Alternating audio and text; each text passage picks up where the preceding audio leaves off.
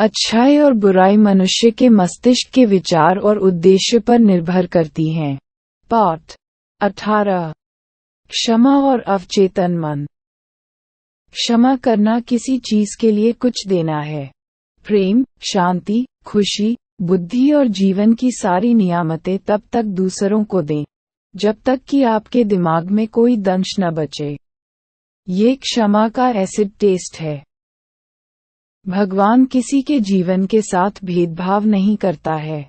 ईश्वर जीवन है और यह जीवन सिद्धांत इस पल भी आपके अंदर प्रवाहित हो रहा है। ईश्वर आपके द्वारा सद्भाव, शांति, सुंदरता, खुशी और प्रचुरता में व्यक्त होना पसंद करता है।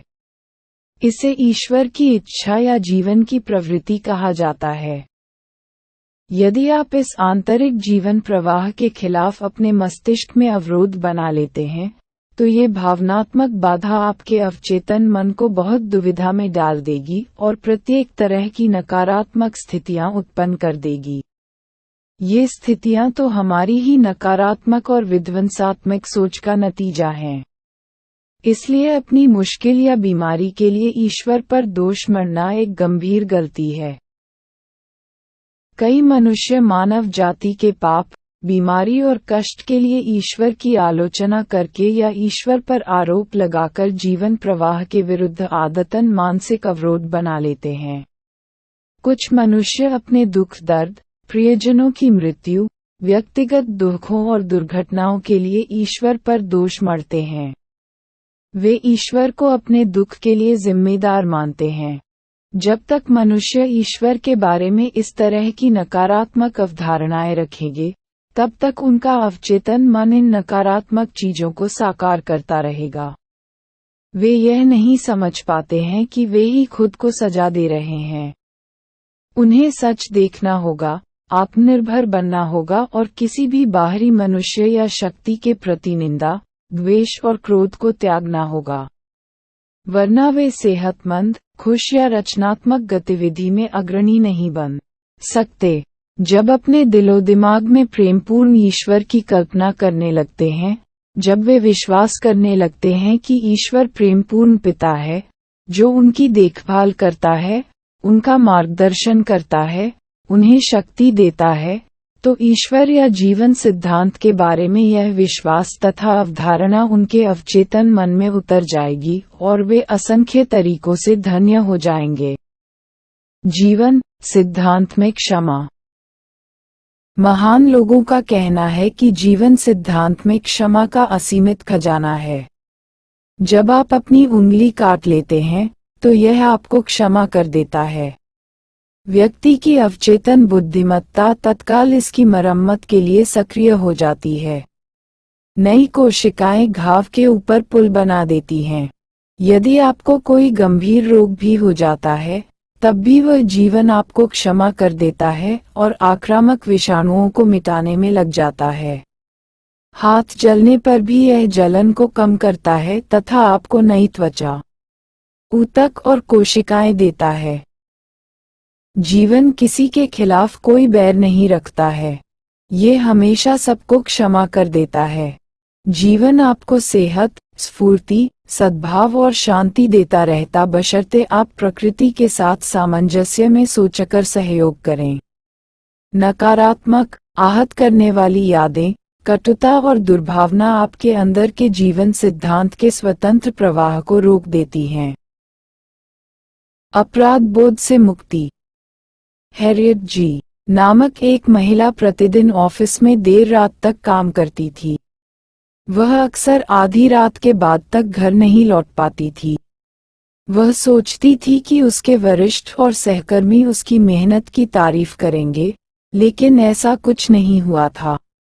चूंकि वह अकेली ही इतनी देर तक ऑफिस में रुकती थी, इसलिए किसी भी कर्मचारी को उसकी निष्ठा का पता नहीं था। उसका पारिवारिक जीवन गंभीर मुश्किल में पड़ गया। उसके पति और 2 बेटे उसे पहचानना ही भूल गए। जब उसके छोटे बेटे की लिटिल लीग टीम ने स्थानीय मैच जीत लिया, लेकिन वह मैच देख भी नहीं पाई और यह पूछना भी भूल गई कि कौन जीता।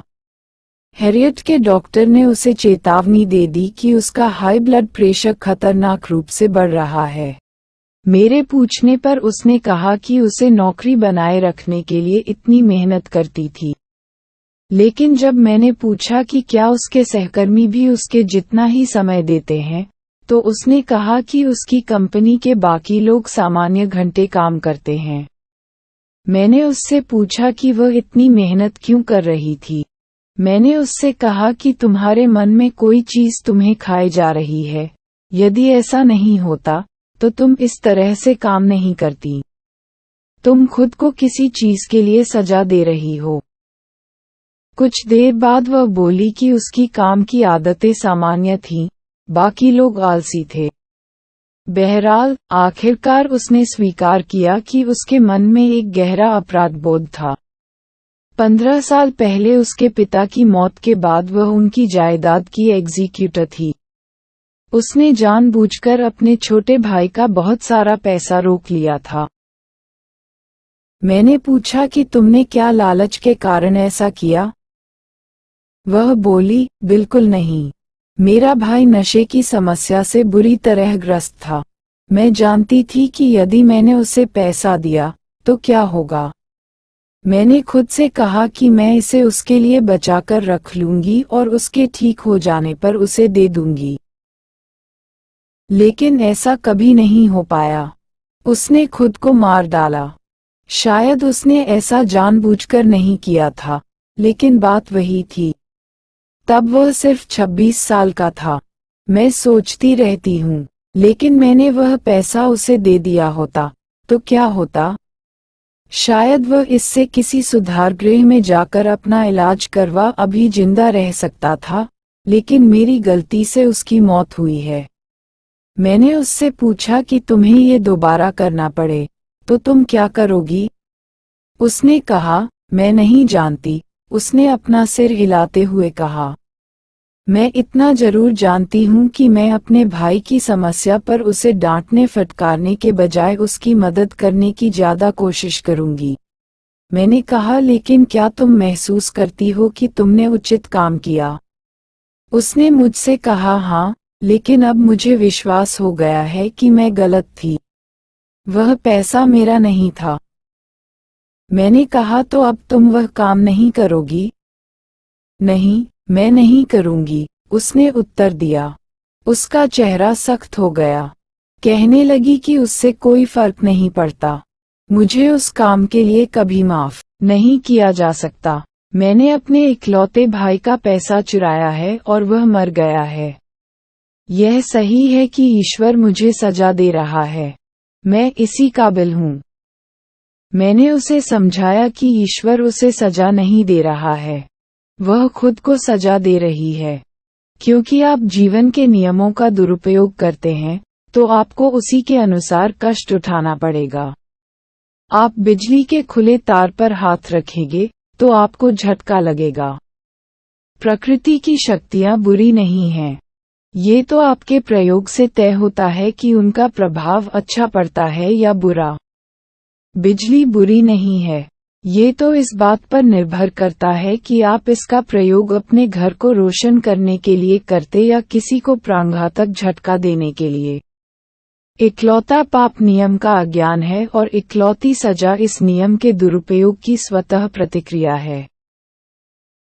यदि आप रसायन शास्त्र के सिद्धांतों का दुरुपयोग करेंगे तो अपने घर में विस्फोट करके उसे तबाह कर भी सकते हैं। आप अपना हाथ किसी पटिये पर मार दीजिए, तुरंत हाथ से खून निकलेगा और इसमें गलती पटिये की नहीं है। गलती तो आपकी है कि आपने इसका दुरुपयोग किया। अंततः मैंने हैरियट को यह एहसास दिला दिया कि ईश्वर किसी को सजा नहीं देता है। उसका सारा कष्ट उसकी नकारात्मक और विध्वंसात्मक सोच पर अवचेतन मन की प्रतिक्रिया के कारण था। उसे क्षमा की जरूरत थी, लेकिन माफ करने का सच्चा अर्थ खुद को क्षमा करना है। क्षमा अपने विचारों को सामंजस्य के दैवी नियम के तारतम्य में लाना है। आत्मनिंदा को नरक कहा जाता है, क्षमा को स्वर्ग कहा जाता है। अपराध बोध और आत्मनिंदा का बोझ उसके दिमाग से उतर गया और वह पूरी तरह ठीक हो गई। अगली बार जब उसने जांच करवाई, तो उसका ब्लड प्रेशर सामान्य निकला। स्पष्टीकरण ही इलाज था। खुद को माफ करना सीखें। बहुत वर्ष पहले आथव ने यूरोप में एक आदमी की हत्या कर दी थी। मुझसे मिलते समय वह बहुत मानसिक कष्ट और यातना से गुजर रहा था, क्योंकि उसे विश्वास था कि ईश्वर उसके भयंकर काम की सजा देगा। उसने उस आदमी की हत्या की थी, जिसका उसकी पत्नी के साथ प्रेम संबंध चल रहा था। जब वह शिकार से लौटा, तो उसने दोनों को रंगे हाथों पकड़ लिया और क्रोध में उस आदमी को गोली मार दी। कानून से उसे कुछ महीनों की सजा मिली। जेल से छूटने पर आथर ने पत्नी को तलाक दे दिया और अमेरिका में बस गया। कुछ साल बाद वह एक अमेरिकी महिला से मिला और उससे शादी कर ली। अब उसके 3 प्यारे बच्चे हैं। उसने सफल करियर बना लिया है, जहां वह कई लोगों की मदद करने की स्थिति में है। उसके सहयोगी उसे पसंद करते हैं और उसका सम्मान करते हैं। बहरहाल, इनमें से किसी भी चीज से उसे शांति नहीं मिल रही थी। अब भी वह अपने उस काम के लिए खुद को दोष देता था। आथा की कहानी सुनने के बाद मैंने उससे कहा था कि वैज्ञानिकों के अनुसार हमारे शरीर की सभी कोशिकाएं प्रत्येक 11 महीने बाद बदल जाती हैं। इसलिए, शारीरिक और मनोवैज्ञानिक रूप से अब वह वही मनुष्य नहीं था जिसने हत्या की थी। उसे तो बदले हुए कई साल हो चुके थे। यही नहीं, उसने खुद को मानसिक और आध्यात्मिक रूप से भी बदल लिया था। अब वह मानवता के प्रति प्रेम और सद्भाव से भरा था। जिस मनुष्य ने बरसों पहले वह अपराध किया था, वह तो मानसिक रूप से बहुत पहले मर चुका है। खुद को क्षमा न करके आथर एक निरपराध मनुष्य को सजा दे रहा था। इस बात का उस पर गहरा प्रभाव पड़ा और उसके दिमाग से बहुत भारी बोझ हट गया हो। उसे बाइबल की इस सच्चाई के आंतरिक महत्व का पहली बार एहसास हुआ। अब आओ, हम तर्क करते हैं। ईश्वर ने कहा, हालांकि तुम्हारे पाप खून से रंगे होंगे, लेकिन वे बर्फ जैसे सफेद हो जाएंगे। हालांकि वे खून की तरह लाल होंगे, लेकिन वे ऊन जैसे बन जाएंगे। आलोचना से कोई नुकसान नहीं होता। रैमना के नाम की एक स्कूल टीचर मुझसे मिलने आई। उसने बताया कि अभी कुछ दिन पहले ही मुझे एक भाषण देना पड़ा था। भाषण के बाद उसकी एक साथी स्कूल टीचर ने उसे एक आलोचना भरी चिट्ठी लिख भेजी। उसमें लिखा था कि रैमना बहुत जल्दबाजी में बोली थी, कुछ शब्द खा गई थी और उसकी आवाज सुनाई नहीं दे रही थी। उसका वाक्य गठन कमजोर था तथा उसकी बात सारगर्भित नहीं थी। इससे रैमना आहत और नाराज हो गई। वह अपनी आलोचक से द्वेष करने लगी और स्कूल में उससे दूर दूर रहने लगी। जब मैंने रैमना से सवाल किया, तो उसने अंततः स्वीकार किया कि आलोचना दरअसल सही थी। उसे वयस्क श्रोताओं के सामने बोलने का कोई अनुभव नहीं था। वह भाषण देने से पहले घबरा रही थी और बाद में खुश थी कि उसने ये काम कर दिखाया था। लेकिन वह अपनी साथी टीचर की आलोचना से काफी आहत हुई थी। ये तो ऐसा था जैसे किसी नन्हे बच्चे को इस बात पर डांटा जा रहा हो कि वह ज्यादा तेज नहीं दौड़ा, जबकि उसके लिए सिर्फ चलना ही अद्भुत काम था। रैमना ने पाया कि उसकी प्रतिक्रिया बचकानी थी। वह सहमत हुई कि आलोचना भरी चिट्ठी सचमुच एक वरदान थी और उसे इन सुधारों की सचमुच जरूरत थी। उसने भाषण कला को निखारने के लिए पास के एक कॉलेज में पब्लिक स्पीकिंग कोर्स करने का फैसला किया। इस बीच उसने चिट्ठी लिखने वाली टीचर को उसकी दिलचस्पी और जानकारी के लिए धन्यवाद दिया। करुण कैसे बने? क्या होता यदि रैमना को मिली चिट्ठी पूरी तरह गलत होती? यदि उसके पास ये सोचने का कारण होता कि उसके भाषण की यह आलोचना बिल्कुल गलत है? उस मामले में रैमना को यह महसूस होता कि उसके भाषण के शब्दों या अंदाज में ऐसा कुछ था जिससे उस चिट्ठी लिखने वाली के पूर्वाग्रहों, अंधविश्वासों या संकीर्ण विश्वासों को झटका लगा होगा। समस्या उसके साथ नहीं, बल्कि लेखिका के साथ होती। इसे समझना करुणा की दिशा में उठाया गया पहला और अनिवार्य कदम होता है। दूसरा तार्किक कदम सामने वाले की शांति, सद्भाव और समझ के लिए प्रार्थना करना है। जब आप जानते हैं कि आप अपने विचारों, प्रतिक्रियाओं और भावनाओं के मालिक हैं, तो आप आहत नहीं हो सकते। भावनाएं विचारों का अनुसरण करती हैं और आप में उन सभी विचारों को अस्वीकृत करने की शक्ति है जो आपको विचलित या परेशान कर सकते हैं। बुद्धिमत्ता के अनुकूल बने। एक बार मैं पास वाले चर्च में शादी कराने गया। दूल्हा काफी समय बीतने के बाद भी नहीं आया। दुल्हन ने 2 घंटे बाद कुछ आंसू बहाए। फिर उसने मुझसे कहा कि मैंने दैवीय मार्गदर्शन के लिए प्रार्थना की थी।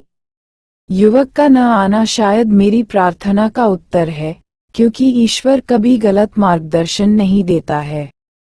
उसकी प्रतिक्रिया सभी अच्छी चीजों में अपना विश्वास व्यक्त करना था। उसके दिल में कोई कटुता नहीं थी, लेकिन मैं इस विवाह के लिए बेताब थी। मुझे लगता है कि यह विवाह सही कर्म नहीं होता, क्योंकि मेरी प्रार्थना सही कर्म के लिए थी, सिर्फ मेरे लिए नहीं, बल्कि हम दोनों के लिए। ये युवती एक ऐसे अनुभव से आसानी से बाहर निकल आई, जिस पर कोई और महिला या पुरुष भावनात्मक हंगामा मचा देता। अपनी अवचेतन गहराइयों में मौजूद असीमित बुद्धिमत्ता के अनुकूल बने। इसके उत्तर पर बिना किसी शंका के उसी तरह भरोसा करें, जिस तरह आपको बचपन में माता पिता पर था। यही संतुलन और मानसिक तथा भावनात्मक सेहत की राह है। विवाह गलत या सेक्स या मैं। कुछ समय पहले कैरोल नामक एक युवती मेरा भाषण सुनने आई थी। उसकी सादी काली पोशाक और काले मोजे कुछ अजीब थे। बिना लिपस्टिक या कोई मेकअप के उसका चेहरा पीला और रूखा था। उसका अंदाज भी संकुचाया हुआ लेकिन थोड़ा सतर्क था, जैसे उसे लग रहा हो कि उसके आसपास के लोग अचानक गलत व्यवहार करने लगेंगे। कैरोल ने मुझे अपने लालन पालन के बारे में बताया कि उसे उसकी माँ ने पाला था। माँ ने विश्वास दिला दिया था कि नाचना, ताश खेलना, तैरना या पुरुषों के साथ घूमना फिरना पाप है। सभी मर्द बुरे होते हैं और सेक्स पाप है, जिसे शैतान प्रेरित करता है। यदि वह इन आदेशों का उल्लंघन करेगी तो वह नरक की आग में जलती रहेगी।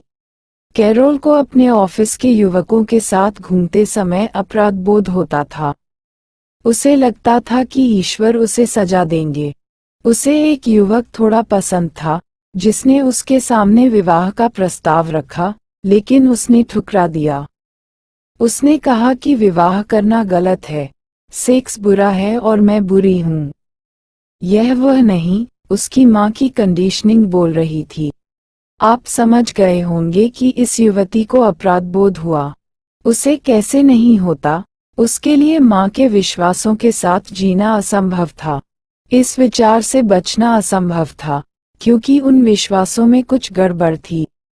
जो जीवन सिद्धांत हम सभी में प्रवाहित होता है, वह अपनी पहचान और अभिव्यक्ति के लिए जूझ रहा था। मैंने कैरोल को सुझाव दिया कि वह खुद को क्षमा करना सीखे। क्षमा करने का मतलब है किसी चीज के लिए कुछ छोड़ना। जीवन की सच्चाइयों और अपने नए आंकलन को पाने के लिए उसे सारे झूठे विश्वास छोड़ने होंगे। 2.5 महीने तक कैरोल मेरे पास सप्ताह में 1 बार आती रही। मैंने उसे चेतन और अवचेतन मन की कार्यविधि के बारे में वह सब सिखाया, जो मैंने इस पुस्तक में बताया है। जब वह धीरे धीरे ये समझ गई कि अंधविश्वासी, कट्टर और कुंठित माँ ने उसे गलत विचार दिए हैं, सम्मोहित किया है और कंडीशन किया है, तो वह अद्भुत जीवन जीने लगी। अब कैरोल अधिक आकर्षक कपड़े पहनने लगी। अपने में आमूलचूल परिवर्तन करने के लिए वह एक फैशनेबल स्टोर के कॉस्मेटिक्स सेक्शन में गई। उसने नाचना, कार चलाना, तैरना, ताश खेलना और युवकों के साथ बातचीत करना सीखा। वह अपने परिवार से पूरी तरह अलग हो गई और जीवन को प्रेम करने तथा महत्व देने लगी। अपनी आंतरिक प्रकृति को जानने के बाद कैरोल आदर्श जीवनसाथी के लिए प्रार्थना करने लगी। वह ये दावा करने लगी कि असीमित बुद्धिमत्ता उसकी ओर ऐसे मनुष्य को आकर्षित करेगी जो पूरी तरह उसके साथ सामंजस्य में होगा। एक शाम जब वह मेरे ऑफिस से निकल रही थी तो एक व्यक्ति उससे मिलने का इंतजार कर रहा था। मैंने उन दोनों का परिचय करा दिया। 6 महीने बाद उन दोनों ने शादी कर ली। अब वे शादीशुदा हैं और एक दूसरे के साथ बहुत खुश हैं। क्षमा द्वारा उपचार। यदि तुम्हारे मन में किसी के खिलाफ कुछ है तो तुम खड़े होकर प्रार्थना करो, क्षमा करो। अब आप जान गए होंगे कि दूसरों को क्षमा करना मानसिक शांति और अच्छी सेहत के लिए अनिवार्य है। यदि आप अच्छी सेहत और खुशी चाहते हैं तो आपको प्रत्येक उस मनुष्य को क्षमा करना चाहिए जिसने आपको चोट पहुंचाई है। अपने विचारों को दैवीय नियमों और व्यवस्था के सामंजस्य में लाकर खुद को क्षमा करें। आप खुद को तब तक पूरी तरह क्षमा नहीं कर सकते जब तक कि दूसरों को क्षमा न कर दें। खुद को क्षमा न करना सिर्फ आध्यात्मिक अहंकार या अज्ञान है। आज की मनोदैहिक चिकित्सा द्वारा दर्शाया गया है कि द्वेष, दूसरों की आलोचना, पश्चाताप और शत्रुता कई रोगों के कारण हैं, जिनमें आर्थराइटिस से लेकर हृदय रोग तक शामिल हैं। नकारात्मक भावनाओं से उत्पन्न तनाव सीधे शरीर के प्रतिरोधक तंत्र को प्रभावित करता है, जिससे आप संक्रमण और रोग का शिकार हो जाते हैं। विशेषज्ञ बताते हैं कि दुर्व्यवहार के शिकार, धोखा खा चुके या आहत मनुष्य अक्सर प्रतिक्रिया करते हुए द्वेष और नफरत पाल लेते हैं। ये प्रतिक्रिया उनके अवचेतन मन में गहरा घाव उत्पन्न कर देती है, जो लगातार टीस मारता रहता है। सिर्फ एक ही इलाज है, उन्हें अपनी चोट को काटकर हटाना होगा और इसका एकमात्र अचूक तरीका है क्षमा। क्षमा की कला और प्रेम। ऐसा माना जाता है कि क्षमा की कला में अनिवार्य तत्व क्षमा करने की इच्छा हमेशा होती है। यदि आप सच्चे दिल से किसी को क्षमा करते हैं तो आपने आधी बाधा पार कर ली है। आप जानते हैं कि किसी को क्षमा करने का अर्थ है कि आप क्षमा करने वाले को पसंद करते हैं या उसके साथ संबंध बढ़ाना चाहते हैं। वैसे तो आप किसी को पसंद करने के लिए बाध्य नहीं हैं। यह उस प्रकार है जैसे सरकार सद्भाव, प्रेम, शांति या सहिष्णुता के बारे में कानून बनाने की कोशिश करे। आप किसी व्यक्ति को सिर्फ इसलिए पसंद नहीं कर सकते कि कोई आपको ऐसा करने का आदेश देता है। हम मनुष्यों को पसंद किए बिना भी उनसे प्रेम कर सकते हैं। बाइबल कहती है, एक दूसरे से प्रेम करो। ये पहली नज़र में असंभव लग सकता है, लेकिन ये काम कोई भी कर सकता है, बशर्ते वह इसे सचमुच करना चाहे। प्रेम का मतलब ये है कि सामने वाले के लिए सेहत, खुशी, शांति, सुख और जीवन की सभी नियामतों के लिए एक ही शर्त है और वह है ईमानदारी। आप क्षमा करते समय उदार और स्वार्थी होते हैं, क्योंकि आप दूसरों के लिए जो कामना करते हैं, वास्तव में वह अपने लिए कर रहे हैं। आप अच्छी तरह से जानते हैं कि जैसा आप सोचते और महसूस करते हैं, वैसे ही आप बन जाते हैं। क्या इससे सरल कोई चीज हो सकती है? क्षमा की तकनीक। अब आपको समझना होगा कि क्षमा करने की एक सरल और प्रभावी विधि होती है। यदि किसी ने इसका अभ्यास अच्छी तरह से किया तो जीवन में चमत्कार हो सकता है। अपने दिमाग को शांत कर लें, शिथिल हो जाएं और स्वतंत्र रहें। ईश्वर के बारे में, अपने प्रति उसके प्रेम के बारे में सोचें और फिर सकारात्मक घोषणा करें, मैं पूरी तरह से आहत करने वाले को क्षमा करता हूँ। मैं उसे मानसिक और आध्यात्मिक रूप से स्वतंत्र करता हूँ। मैं उसे इस मुद्दे से संबंधित प्रत्येक चीज के लिए पूरी तरह से माफ करता हूँ। मैं स्वतंत्र हूँ और ये स्वतंत्र है। यह अद्भुत भावना है। मेरे लिए ये क्षमादान का महत्वपूर्ण दिन अवचेतन मन की शक्ति है। मैं प्रत्येक उस मनुष्य को स्वतंत्र करता हूँ जिसने मुझे कभी आहत किया है और मैं प्रत्येक के लिए सेहत, खुशी, शांति तथा जीवन की सभी नियामतों की कामना करता हूँ। मैं ये काम मुक्तता, खुशी और प्रेम से करता हूँ। जब भी मेरे मन में अपने को आहत करने वालों के बारे में विचार आता है, तो मैं कहता हूँ, मैंने तुम्हें स्वतंत्र कर दिया है और जीवन की सभी नियामतें तुम्हें मिलें। मैं आजाद हूँ और वे भी आजाद हैं। यह अद्भुत है। सच्ची क्षमा का महान रहस्य यह है कि जब आप एक बार मनुष्य को क्षमा कर दें, तो प्रार्थना को दोहराना अनावश्यक है। जब भी वह मनुष्य आपके मन में आए या वह खास चोट आपके दिमाग में उभरे, तो उसके प्रति अच्छे विचार व्यक्त करें और कहें कि तुम्हें शांति मिले। जितनी बार विचार मन में आए, उतनी ही बार यह काम करें। आप पाएंगे कि कुछ दिनों के बाद उस लोग या अनुभव का विचार कम बार आएगा और फिर गुमनामी में खो जाएगा। क्षमा का टेस्ट।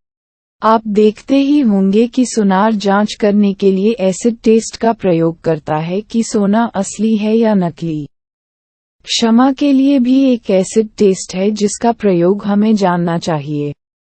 यदि मैं आपको किसी के बारे में कोई बहुत अच्छी खबर सुनाने जा रहा हूँ, जिसने आपको चूना लगाया है, धोखा दिया है या छल किया है, लेकिन आप उस मनुष्य के बारे में अच्छी खबर सुनकर कुढ़ जाते हैं, तो ये जान लें कि नफरत की जड़ें अब भी आपके अवचेतन मन में हैं और नुकसान पहुंचा रही हैं।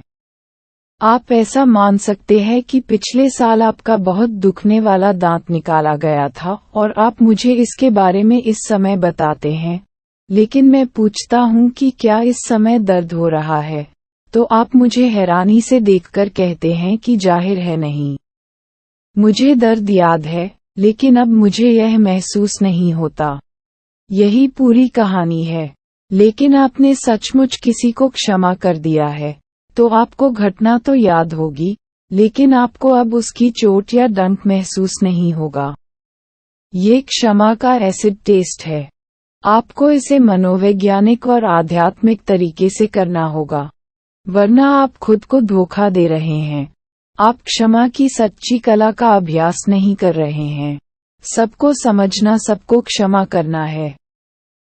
एक बार आप अपने मस्तिष्क के रचनात्मक नियम को समझ लेते हैं, तो आप दूसरे मनुष्यों और परिस्थितियों को दोष देना बंद कर देते हैं कि वे आपके जीवन को बना या बिगाड़ रही हैं। आपके विचार और भावनाएं ही आपकी किस्मत बनाते हैं। बाहरी चीजें कारण नहीं हैं और न ही वे आपके जीवन तथा अनुभवों के कारण या निर्माता हैं। ये सोचना गलत है कि दूसरे आपकी खुशी में बाधा डाल सकते हैं। आप बेरहम किस्मत की फुटबॉल हैं। आपको जीने के लिए दूसरों का विरोध करना पड़ेगा और उनसे लड़ना पड़ेगा। ये सभी विचार अपनी विध्वंसात्मक प्रकृति को प्रकट कर देते हैं, जब आप ये समझ लेते हैं कि विचार ही वस्तु है। बाइबल सिद्धांत है कि जैसा मनुष्य अपने दिल में सोचता है, वैसा ही वह होता है। क्षमा में सहायक बिंदु। ईश्वर या जीवन बीमारी, रोग, दुर्घटना या कष्ट नहीं भेजता है। हम ये चीजें अपनी नकारात्मक विध्वंसात्मक सोच से खुद अपने ऊपर लादते हैं और इस बारे में यही नियम काम करता है, जैसा बोओगे वैसा काटोगे। ईश्वर या जीवन मनुष्यों में भेद नहीं करता है। जीवन किसी के साथ भेदभाव नहीं करता है। जब आप सद्भाव, सेहत, खुशी और शांति के सिद्धांतों का पालन करने लगते हैं, तो जीवन या ईश्वर आपके पक्ष में काम करने लगता है। जीवन या ईश्वर आपके खिलाफ कोई बैर नहीं रखता है। जीवन कभी आपकी निंदा नहीं करता है। लेकिन आपके हाथ में घाव हो जाता है, तो जीवन उसे ठीक कर देता है। लेकिन आप अपनी उंगली जला लेते हैं, तो जीवन आपको क्षमा करता है, घाव को भरता है, फफोलों को मिटाता है और उस हिस्से को पूर्ण बना देता है। ईश्वर के बारे में आपकी अवधारणा आपके जीवन की सबसे महत्वपूर्ण चीज है। लेकिन आप सचमुच प्रेमपूर्ण ईश्वर में विश्वास करते हैं, तो आपका अवचेतन मन प्रतिक्रिया करके आपको असंख्य नियामतें प्रदान करेगा। प्रेमपूर्ण ईश्वर में विश्वास करें। कोई भी चीज अच्छी या बुरी नहीं है। मनुष्य को सोच उसे ऐसा बना देती है। भोजन, सेक्स, दौलत या सच्ची अभिव्यक्ति की इच्छा में कोई बुराई नहीं है। यह इस पर निर्भर करता है कि आप इन इच्छाओं, आकांक्षाओं और हसरतों का प्रयोग कैसे करते हैं। आपको भोजन की इच्छा किसी की जान लिए बिना भी पूरी हो सकती है। ईश्वर या जीवन आपको सजा नहीं देता है या निंदा नहीं करता है। प्रकृति की शक्तियां बुरी नहीं हैं। उनका प्रभाव तो इस बात पर निर्भर करता है कि आप अपने अंदर की शक्ति का कैसा प्रयोग करते हैं। आप बिजली का प्रयोग किसी को मारने या घर को रोशन करने के लिए कर सकते हैं। ईश्वर या जीवन आपको सजा नहीं देता है या मूल्यांकन नहीं करता है। आप खुद अपने झूठे विश्वासों, नकारात्मक चिंतन और आत्मनिंदा के अवचेतन प्रभावों द्वारा अपने साथ ऐसा करते हैं। अच्छाई और बुराई मनुष्य के मस्तिष्क के विचार और उद्देश्य पर निर्भर करती है। ईश्वर या जीवन कभी सजा नहीं देता है। मनुष्य ईश्वर, जीवन और ब्रह्मांड की गलत अवधारणाओं के कारण खुद को सजा देते हैं। उनके विचार रचनात्मक होते हैं, इसलिए वे अपने दुख की रचना खुद कर लेते हैं। आप आलोचना से आहत नहीं होते हैं, क्योंकि आप जानते हैं कि आप अपने विचारों, प्रतिक्रियाओं और भावनाओं के स्वामी हैं। इससे आपको सामने वाले के लिए प्रार्थना करने और उसे दुआएं देने का अवसर मिलता है, जिसके द्वारा आप स्वयं को दुआ देते हैं। कोई आपकी आलोचना करे और आपके अंदर वे कमियां हो, तो खुश होकर उसे धन्यवाद दें और उसकी टिप्पणियों की प्रशंसा करें।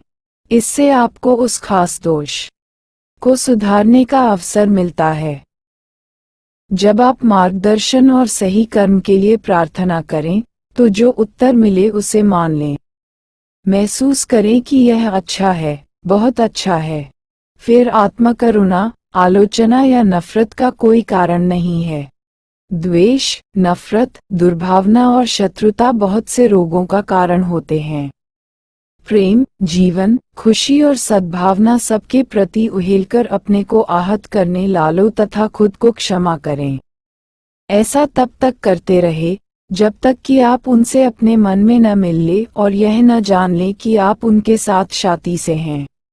किसी ने आपको चोट पहुंचाई है, आपके बारे में झूठ बोला है, निंदा की है और आपकी बहुत बुराई की है, तो क्या उस मनुष्य के बारे में आपका विचार नकारात्मक है? लेकिन ऐसा है, तो आप उसे अभी तक क्षमा नहीं कर पाए हैं। नफरत की जड़ें अब भी आपके अवचेतन मन में हैं और आपको नुकसान पहुंचा रही हैं। उन जड़ों को उखाड़ने का एकमात्र तरीका प्रेम है। उस मनुष्य के लिए जीवन की सभी नियामतों की कामना करें। यही 70 गुना 7 बार क्षमा करने का मतलब है। प्रेम, शांति, खुशी, बुद्धि और जीवन की सारी नियामतें तब तक दूसरों को दें जब तक कि आपके दिमाग में कोई दंश न बचे। ये क्षमा का एसिड टेस्ट है।